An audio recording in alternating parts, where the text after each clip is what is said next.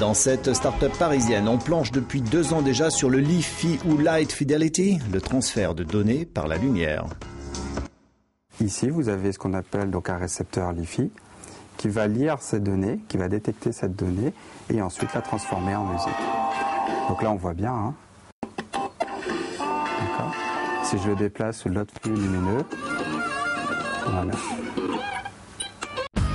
Autre possibilité, l'envoi de fichiers vidéo ici.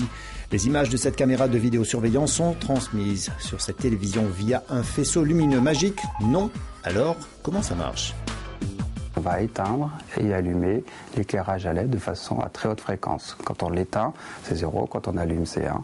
Et donc du coup, vous envoyez des 0 et 1 à très haute fréquence. On peut atteindre des débits jusqu'à 3 gigabits par seconde pour un record entre guillemets académique. Soit un débit 150 fois supérieur au Wi-Fi.